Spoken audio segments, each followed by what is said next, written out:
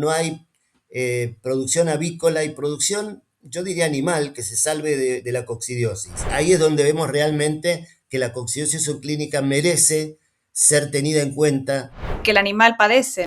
Yo creo que estamos controlando la coccidiosis, no la estamos erradicando, la estamos controlando a medias.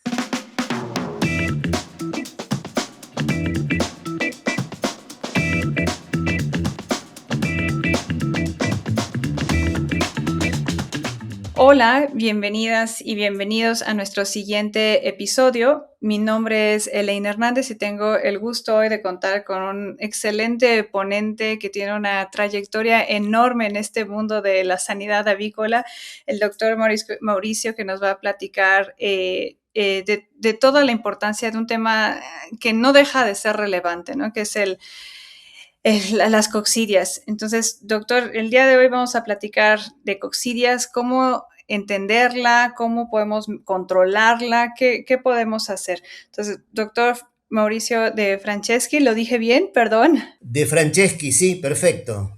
Franceschi, excelente. Bueno, doctor, pues es un honor que nos pueda acompañar el día de hoy en este episodio. La verdad, muy honrada de que nos acompañe y nos pueda compartir un poquito de toda esa experiencia que tiene en el campo avícola. No, por favor, el honrado soy yo, para mí es un gusto y como dicen por acá, que yo cuando hablo, que no tengo problema. Gracias, doctor. Bueno, pues yo creo que la mejor pregunta y la mejor manera de empezar es si nos pudiera contar un poquito más de usted, ¿no? De cómo inició en este mundo de la medicina veterinaria y en especial en el sector avícola, si nos pudiera contar brevemente un poco de su formación académica, por favor. ¿Cómo no puedo contarles brevemente? Cuando yo empecé a trabajar, cuando me estaba por recibir, mejor dicho, yo me recibí muy joven en el año 69, a fines del 69. No tenía todavía una orientación definida en cuanto a qué rama de la profesión iba a elegir, y en ese momento se estaba empezando a desarrollar la avicultura industrial acá en la Argentina y en todo el mundo en realidad. Entonces dije, bueno, esta es una especie que me gusta, la producción animal no es clínica de pequeños animales ni de grandes animales, con lo cual es algo nuevo. Y bueno, me fui metiendo de a poco y con algunos altibajos en cuanto a la dedicación, porque también tuve que hacer otras cosas siempre dentro de la profesión, pero y lo que más me gustaba era la docencia además. Y se da la casualidad que dentro de la patología aviar había una enfermedad, un agente etiológico que me gustaba, me resultaba muy interesante, que eran los coccidios. Y bueno, nada, los coccidios son parásitos y yo la única asignatura en toda la carrera que saqué 10 sobresalientes fue parasitología. Así que ya había una premonición ahí, ¿no? No es que sacara malas notas, pero bueno, el 10 no se saca, en mi época por lo menos no era tan fácil de obtener. Y yo lo obtuve en parásito, justamente. Así que esa fue un poco mis comienzos. Este, y bueno, y después, nada, entré como docente en la Universidad de Buenos Aires.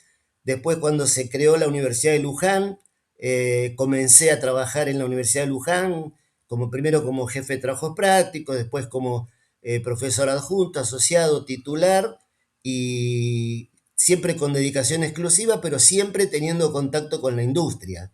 Entonces, bueno, nada, me afinancé en esa actividad y cuando me jubilé me nombraron profesor emérito y, y bueno, tuve varios premios, fui reconocido por la Asociación Latinoamericana de Avicultura, en fin.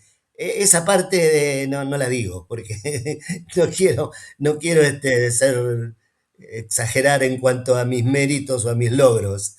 Pero bueno, lo más importante, quizá el logro más importante, eso sí tengo que decirlo, es la creación de la carrera de especialización en producción avícola, que es prácticamente la única que hay en todo el Cono Sur y realmente nos ha dado muchas satisfacciones. Hoy en día, todos los profesionales jóvenes y quizás no tan jóvenes ya, que han pasado por la especialización, por lo menos la mitad de esos profesionales que hay en el medio avícola actual han pasado por la especialización. Entonces, para mí es un gusto enorme haberlo podido desarrollar. Ya el año pasado cumplimos 20 años y seguimos adelante. Yo ya no soy el director, la directora es otra colega que fue la primera que impulsó esta idea y yo le seguí atrás y bueno, y aquí estamos. Grande, grande de edad, pero joven de ganas. Oh, pues qué maravilla, doctor, que todavía se tome el tiempo de apoyarnos en difundir un poquito más de estos temas. Y la verdad es loable y agradecemos que cuando existe ese vínculo, ¿no? Entre la academia y la industria. Yo también soy académica en la UNAM y sí se necesita reforzar esa vinculación muchas veces. Es imprescindible. Yo creo que no, las producciones animales o vegetales no pueden existir sin esa vinculación recíproca entre la academia y la industria, ¿no? O sea, no hay otra forma. Pues bueno, entrando en materia lo que nos toca platicar, porque podremos hablar de todas sus experiencias en la academia muchísimo y también de todo su trabajo en la industria, pero el tiempo apremia. Yo creo que mejor lo dejamos para otra ocasión un podcast de solamente la trayectoria del doctor Mauricio. Pero el día de hoy vamos a platicar de coccidias y es un tema recurrente, ¿no? Es un tema que creo que no vamos a dejar de hablar en la industria avícola durante muchísimo tiempo. Desde su perspectiva, su opinión, ¿dónde se considera el mayor impacto? O sea, ¿lo tenemos que ver desde la cuestión del daño intestinal o de todas las repercusiones que tiene esta afectación intestinal? Bueno, mira, la coccidiosis es una enfermedad parasitaria, como dije antes, que eh, afecta prácticamente a todas las aves del mundo, a todas las aves industriales del mundo y a otras especies, y tiene fundamentalmente un carácter universal. Con diferentes grados clínicos, pero no hay producción avícola y producción, yo diría animal, que se salve de la coccidiosis. Cada especie tiene su coccidia, cada especie animal tiene su especie de coccidia, o sus especies de coccidia.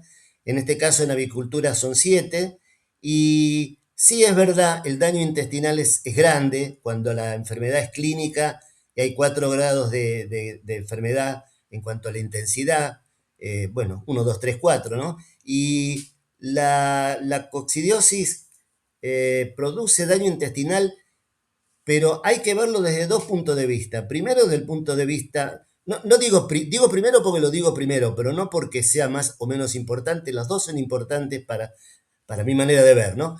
Una es la cuestión económica, o sea, si hay problemas intestinales, el animal convierte menos, digiere menos bien, convierte peor, no, digamos, le resta rentabilidad al establecimiento, a la industria.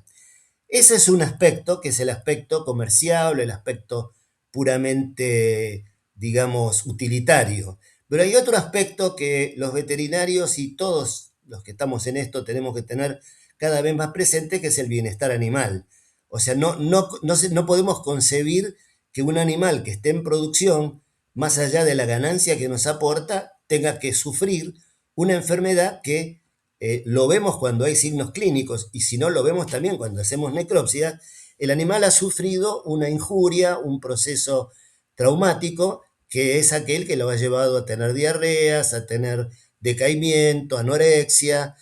Y si no se nota eso, porque la enfermedad es subclínica, el intestino igual está afectado. Entonces el animal sufre de todas maneras. Entonces yo creo que cuantificar o mensurar a la coccidiosis desde el punto de vista económico o productivo o económico, no podemos evitar tener presente primero que también está el tema de bienestar animal, ¿no es cierto? No, totalmente de acuerdo, doctor. No me tiene que convencer a mí del tema de bienestar animal. Yo creo que muchas veces, bueno, como médicos nos han enseñado a desarrollar ese ojo clínico, pero a detectar el diagnóstico de las enfermedades, al tratamiento, también a ver la cuestión económica, pero a veces nos desviamos un poquito la mirada de ese paciente, ¿no? O sea, del animal y no le damos tampoco a veces la importancia de que el animal padece, ¿no? Y a veces sucede más en los casos subclínicos, ¿no? Que también sería en el caso de coccidias, ¿no? De las eimerias, no todas las presentaciones van a ser clínicas. Y hay mucha coccidosis subclínica, muchísima. Yo hice un relevamiento de 11 años en la década del 90, empecé en el 89 y terminé en el 2001, en una empresa muy, muy grande, era la más grande del país en ese momento, y más del 70% de los animales estaban con coccidiosis. Había el resto de los animales, el 30% restante, no tenía coccidiosis declarada, pero sí había coccidios, pero de ese 70, pero no tenía ninguna sintomatología, ni siquiera era subclínico. Pero del 70% que sí tenía, de ese 70%, mucho más del 50-60% era subclínico. Entonces, ahí es donde vemos realmente que la coccidiosis subclínica merece ser tenida en cuenta y muchas veces no se la tiene en cuenta porque hay otros factores. Sería muy largo comentar, pero hay otros factores que influyen, que son todas las variables que hacen que a la producción, ¿no? A la crianza. Entonces, la coccidiosis subclínica pasa totalmente desapercibida si no se la busca. Entonces, de ahí viene la necesidad de hacer los monitoreos, ¿no es cierto? Así que por ese lado estamos ahí. Triad brinda soluciones innovadoras para un mundo en constante evolución. En Triad garantizamos la salud y el bienestar de los animales, ofreciendo productos, servicios y soluciones comerciales innovadoras, sustentables, tecnológicamente avanzadas y rentables que aportan al cumplimiento de los objetivos de nuestros clientes. Y si pudiera tal vez explicarnos un poquito más de la importancia de esos monitoreos, porque a veces no se tienen implementadas esas prácticas. Efectivamente, así te puedo explicar con todo gusto porque es lo que hice tanto y sigo haciendo en cierta medida. Yo tengo con otros colegas un laboratorio justamente dedicado fundamentalmente a los monitoreos. El monitoreo es tomar, te puedo decir la técnica así brevemente, tomar 5 animales o 6 de un galpón, hacer necropsia, observar los intestinos y esos intestinos hacer raspajes, se llama raspaje seriado de la mucosa intestinal y se busca al microscopio formas de desarrollo. Es decir, se detecta la enfermedad en periodo de prepatencia o bien se detecta si es subclínica, es decir, en periodo de prepatencia porque veo forma de desarrollo y si es subclínica porque veo que hay, justamente.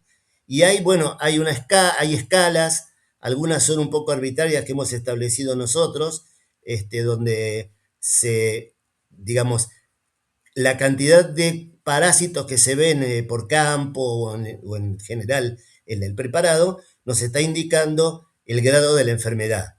Aunque todavía no se haya desarrollado porque justamente, como digo, estamos en periodo de prepatencia. Entonces, creo que es imprescindible hacerlo porque hemos encontrado realmente mucha coccidiosis en esas condiciones y sabemos positivamente, más allá de las otras variables que yo decía antes, sabemos positivamente que produce pérdidas económicas. Entonces, además debilita al animal, lo estresa y de vuelta le quita un poco de bienestar. Entonces, todo eso tiene que ver con el monitoreo, o sea, es imprescindible hacer el monitoreo.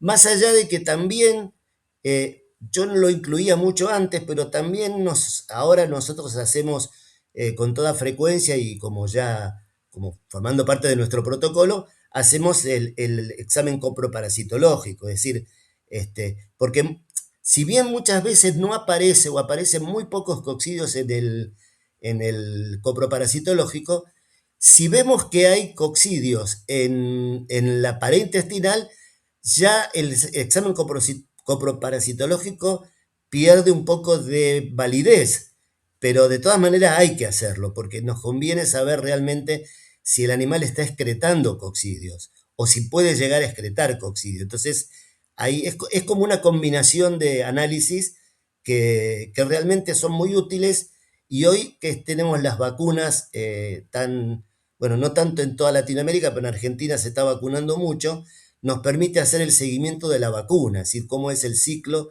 de replicación de la vacuna, en qué momento aparece con mayor, en qué edad del animal aparece con mayor frecuencia o mayor cantidad, mejor dicho, de oquistes en materia fecal. A algunos lo combinan con análisis de cama, que no está mal, pero no es lo mejor. Pero bueno, son todos análisis que en el fondo permiten establecer la presencia de la enfermedad, insisto, ya sea subclínica o clínica. Y para poder hacer este diagnóstico, poder armar esta historia, también tenemos que entender cuáles son los factores que intervienen, ¿no? Entre ellos algunos factores de manejo, ¿no? La cama, por ejemplo, la calidad de la cama podrá también intervenir, ¿no? No sé si nos pudiera comentar un poquito de esos factores y cómo intervienen. Mira, los factores son todos, todo lo que se te ocurra son factores, primero que nada la historia de la anamnesis, digamos, de la granja, ¿no? Eso nos va a indicar si estamos en presencia de la posibilidad de que tengamos una coccidiosis o si el animal va a ser más susceptible, o la granja. Veamos la granja o el galpón, nosotros le decimos galpón a las naves, veámoslo como un todo, ¿no? Como que es medicina de población, entonces no tratamos al individuo en forma individual. Entonces, si la cama está contaminada o hay algún factor de bioseguridad que esté faltando, ahí nos está indicando que realmente vamos a que esa cama, digamos, está predispuesta digamos, a contagiar o a contaminar al animal con coccidias. Hay mil factores. Yo publiqué un libro justamente que es una especie de atlas y ahí hay dibujitos muy lindos que muestran toda la bota, la bota el calzado que entra el galponero de un galpón a otro. Las aves, hasta encontramos que el Alphitobius diaperinus, que es el cascarudo, el tenebriónido que afecta tanto, no sé, en vuestros países, pero acá es muy frecuente encontrarlo, hasta ese insecto puede transmitir coccidiosis. La transmite porque la lleva, es un carrier, ¿no? La lleva en su cuerpo, no es que se enferma de coccidio, pero la transmite y la distribuye, digamos. Entonces, un pájaro, los galpones convencionales entran mucho los pájaros, en fin. Hay una palabra que la voy a repetir hasta el cansancio y que se habla mucho en todo el mundo y en Argentina desde hace ya rato, la nombramos mucho, que es bioseguridad. Entonces, todo lo que haga la bioseguridad, nosotros pensamos la bioseguridad como una contaminación viral o bacteriana, no, es para todo. O sea, desde,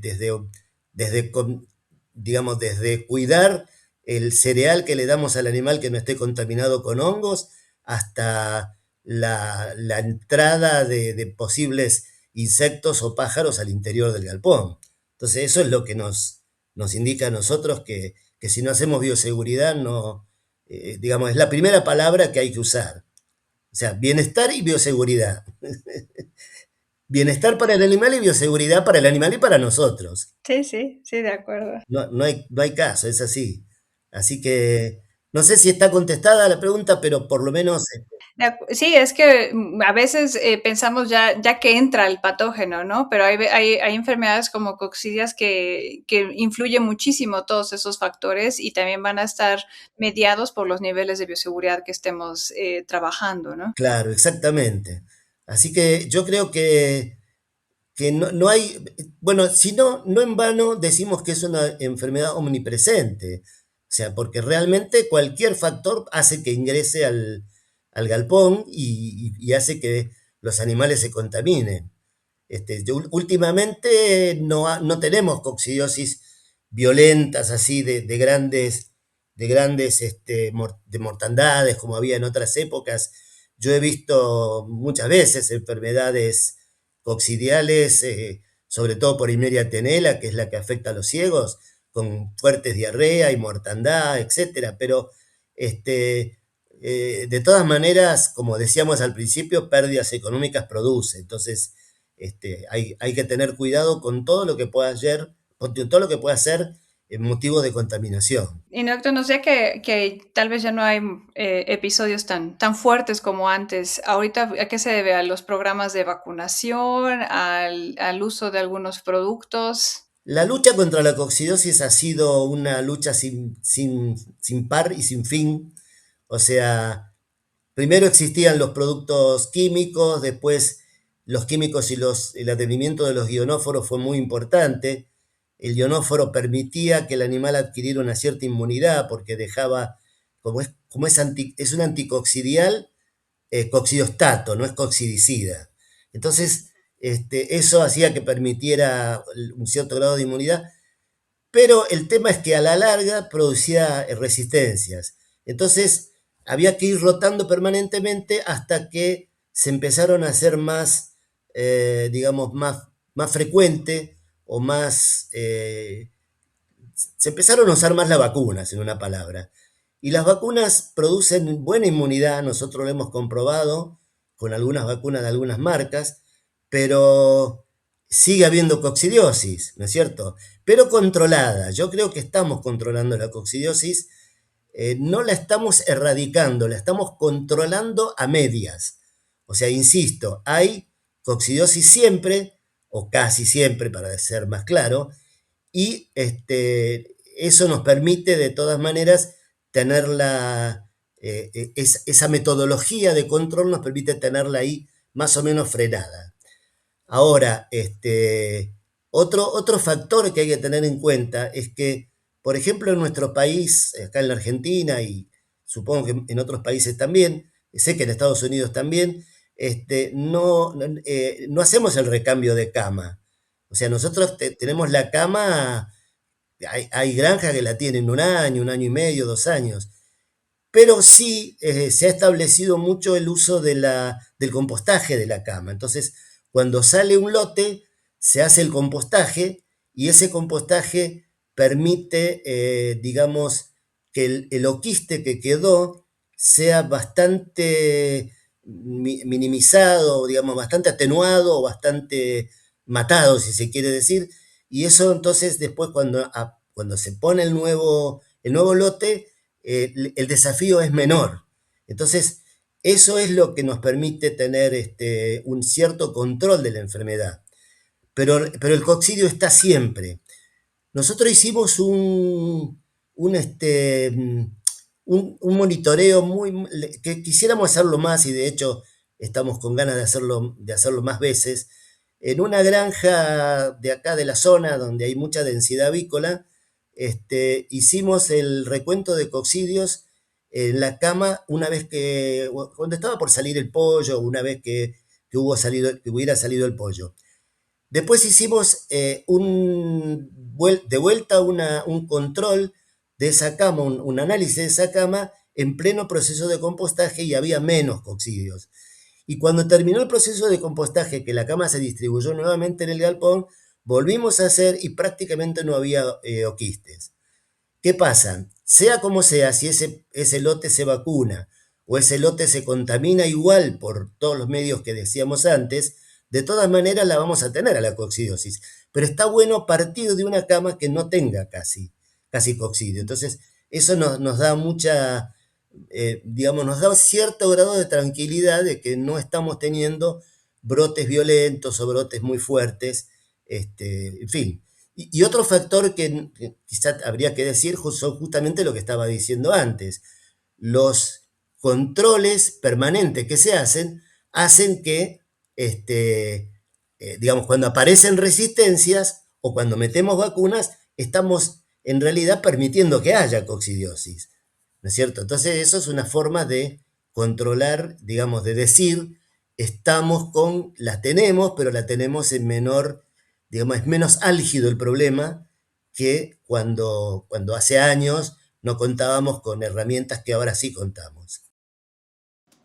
Este episodio es patrocinado por Novus, líder en soluciones en nutrición inteligente para avicultura.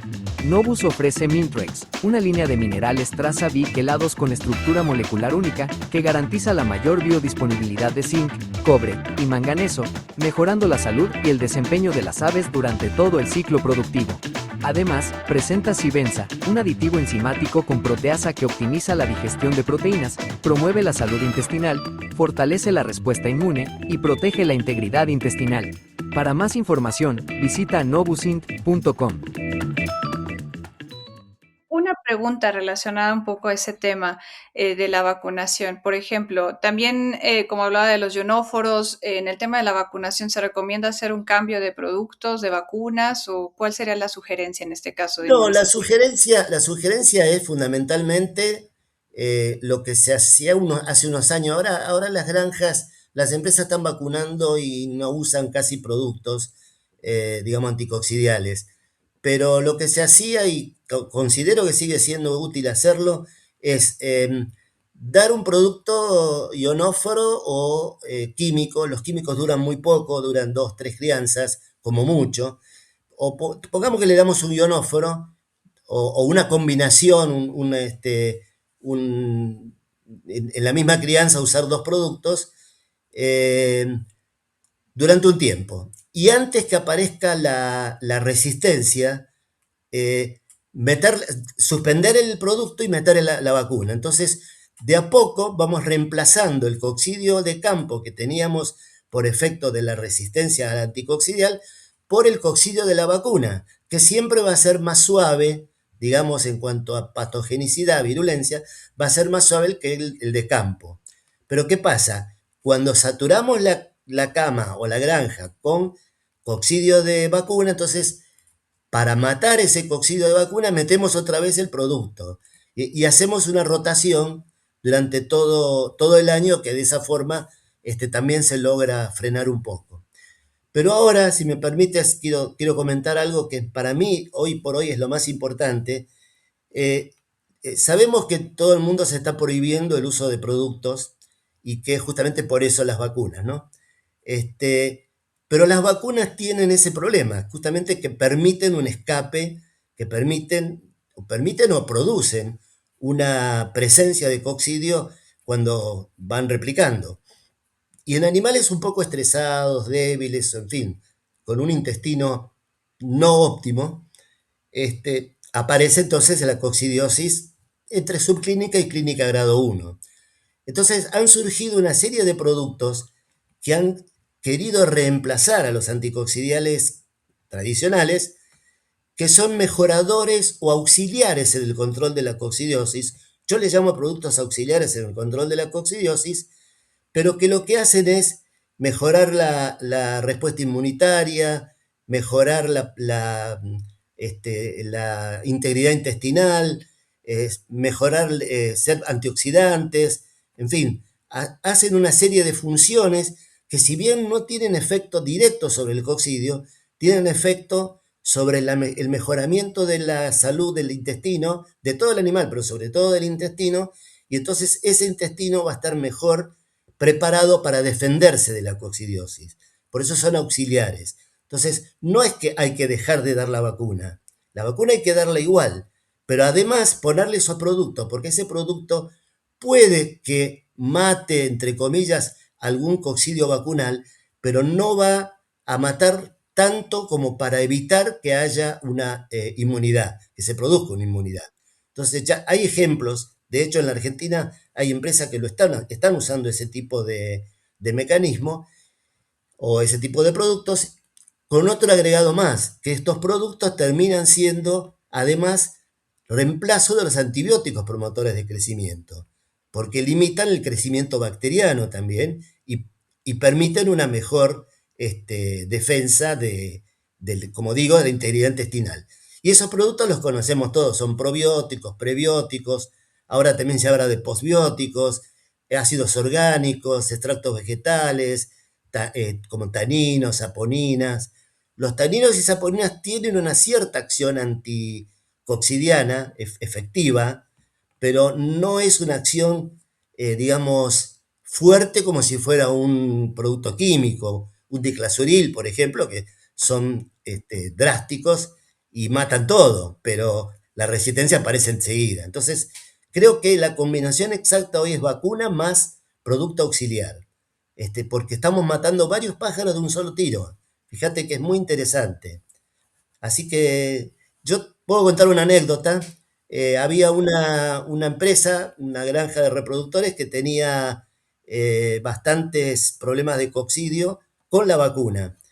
Y yo le quise dar un producto, era un producto herbal en ese momento, le quise dar un producto herbal y la persona encargada me dijo, no, pero démoselo a partir de los 14 días porque tengo miedo que me mate la vacuna. Se lo dio a los 14 días y la coccidia apareció igual, al día 21, al día 21 más o menos apareció igual. Entonces yo le dije, démoselo desde el primer día. Se lo dieron desde el primer día y la coccidiosis desapareció. O sea que evidentemente ese producto, ese extracto, ese producto herbal, era un producto herbal, actúa realmente mejorando y permitiendo la inmunidad, pero mejorando la integridad intestinal. Y entonces el animal se defendió mejor en contra de esa agresión que produce de todas maneras la vacuna.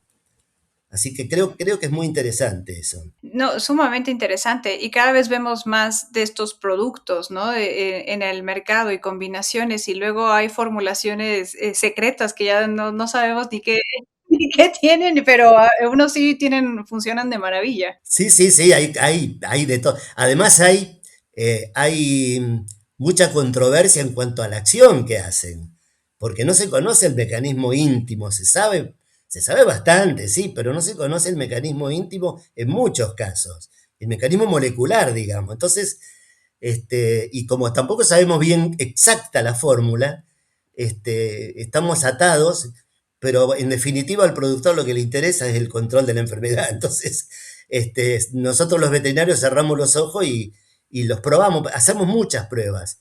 Y ha habido pruebas contradictorias, algunas funcionaron bien, otras regular.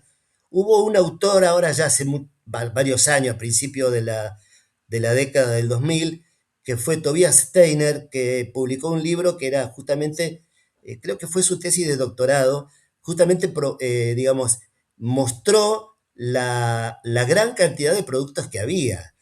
Y hoy esa gran cantidad, no es solo la gran cantidad de productos, la gran cantidad de laboratorios de empresas que los producen. Y cada una tiene el mejor. Yo creo que todos son buenos en la medida que los sepamos usar y que, bueno, y que realmente se haya demostrado que son buenos. ¿Sabías que el ambiente en tus galpones puede ser la clave para mejorar la productividad de tus pollos? Un mal manejo del ambiente puede afectar la salud de tus aves, su crecimiento y su eficiencia de conversión.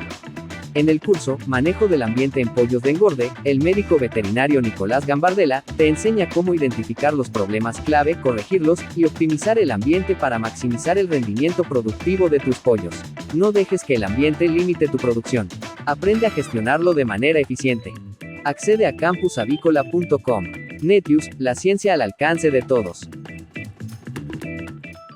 Y doctor, ¿hacia dónde vamos? O sea, en el control de la coccidiosis, ¿iríamos hacia un esquema de vacunación combinado con alguno de estos productos? ¿O cree que sí podríamos en algún momento plantear este mundo ideal con las mejores medidas de bioseguridad? O sea, ¿hacia dónde cree que vamos a avanzar en este mundo de la coccidia? Yo creo que vamos avanzando relativamente bien. Yo creo que los problemas que tienen hoy las granjas, hablo de mi país, pero sé que en todo el mundo es más o menos igual. Yo creo que el problema que tenemos es lo que hablábamos antes, que el productor tome conciencia que la bioseguridad no es un gasto, sino que es una inversión. Y que esa inversión, acompañada por las medidas terapéuticas que, digamos, que veníamos describiendo recién, son las que van a dejar que la enfermedad se limite tanto como para que deje de ser algo de la que tengamos que hablar tanto, ¿no es cierto? No sé, hice un juego de palabras con el tanto, pero creo que está por ahí la cosa, ¿no es cierto? O sea, bioseguridad, buenas instalaciones fundamental. Cuanto mejor sean las instalaciones, mismo en gallinas de postura tenemos en las cintas transportadoras de huevos, de guano, hemos encontrado coccidios. O sea, realmente hablamos mucho de la producción de carne, pero también tenemos que hablar de la producción de huevos, que también tiene ese problema, ¿no? También hemos encontrado bastante. Y hay otro tema que me parece interesante comentarlo. Se han encontrado 3 especies nuevas de coccidio que afectan a las aves, 3 especies caracterizadas molecularmente, con lo cual existen. Primero se las decía como emergentes, pero ahora yo creo que ya se habla, inclusive ahora va a haber en México un simposio de coccidiología, y hay una de las, yo lamentablemente no puedo ir, pero hay una de las conferencias habla de las especies nuevas. Y esas especies, ojo, porque hoy no las conocemos bien, no sabemos en qué medida aparecen o no, pero hay forma de detectarlas y de saber si están, cuando la coccidiosis es clínica. Si es subclínica, es más difícil. Pero creo que tenemos que estar atentos a eso y algún día, quizá ni yo lo vea, quizá lo veas vos, pero no yo, algún día van a estar las vacunas, van a estar incluidas en las vacunas. Si es que no logramos erradicarlas o controlarlas de alguna forma antes, ¿no? Porque con todo esto que estamos hablando, si extremamos las medidas de bioseguridad y extremamos las medidas de infraestructura y del control terapéutico, vamos a tener la posibilidad de que no progresen, ¿no? Pero yo escribí un artículo que publiqué en Engormix hace un tiempo que le puse de nombre Coccidiosis, la historia continúa. Porque cuando parecía que ahí estábamos, ya aparecen 3 especies nuevas. Entonces, es como que nunca tenemos que bajar la guardia en ninguna enfermedad, ni hablar, pero en esta no la tenemos que bajar la guardia, porque hay muchas enfermedades que están controladas. Por ejemplo, la Argentina es país libre de Newcastle sin vacuna, con vacuna, perdón. Y, y bueno, y es libre, pero en cambio la coccidiosis no podemos decir es libre. La ventaja que tenemos es que no es zoonosis y que no es de declaración obligatoria, pero si fuera de declaración obligatoria, ¿qué haríamos? Estaríamos todo el tiempo llenando formularios En todo el mundo. en todo el mundo. Yo tengo otra pregunta, es un poquito fuera de tema, pero yo creo que su opinión va a ser muy valiosa. Tenemos entre la gente que nos escucha muchos jóvenes, gente que está también tal vez incursionando en el sector de medicina veterinaria y algunas otras profesiones afines. ¿Cuál sería un mensaje que les quisiera compartir en este mundo de la avicultura tan cambiante, ¿no? Como nos lo ha demostrado? Primero es un mensaje para ellos y para todos los profesionales. Hoy en día, que no piensen, yo soy veterinario, tú también sos veterinaria. Bueno, nosotros defendemos nuestra profesión a capa y espada, pero hay que ser sincero que la avicultura ha dado lugar hoy por hoy a que trabajen otras profesiones en avicultura. En avicultura digo en producción, no me refiero a los contadores, a los administradores, me refiero al que está en el campo o al que está en los laboratorios. De hecho, yo estoy asociado con un biólogo y con un ingeniero agrónomo, y cada uno tiene su punto de vista. Entonces, eso es muy interesante, pero si vamos a hablar de los veterinarios que nos competen con mayor interés a nosotros, que tengan presente que la avicultura es una fuente de trabajo inagotable, que siempre, digo, también decía para los viejos, para los que somos mayores, la actualización permanente, nos tenemos que capacitar permanentemente. O sea, si yo pienso lo que yo estudié hace tantos años atrás, con lo que hoy se hace, nada que ver. O sea, es otra profesión, yo ejerzo otra profesión. Y todos mis colegas, estamos todos iguales. Ustedes son jóvenes y recién empiezan, o bueno, tienen pocos años de trayectoria, pero los que somos mayores nos damos cuenta de que si no nos capacitamos y no nos actualizamos permanentemente, no va a andar, no va a andar, no vamos a ser buenos profesionales. Entonces, los jóvenes de hoy que tengan presente, que piensen que la avicultura es una alternativa laboral, que tienen mucho para hacer, muchísimo para hacer, y que se capaciten y actualicen permanentemente. Ese sería el mensaje que les puedo dar. Y una última pregunta para cerrar. Nos gusta cerrar nuestros episodios invitando a una siguiente persona que nos acompañe para compartir experiencias. ¿Tiene alguna persona en mente que podría también compartirnos toda esta sabiduría? Mira, en mente tengo muchos, porque son todos, tengo colegas que saben mucho y muy jóvenes, ¿eh? Hay colegas muy jóvenes que andan por los 30, 40 años que realmente hoy por hoy son referentes, diría yo.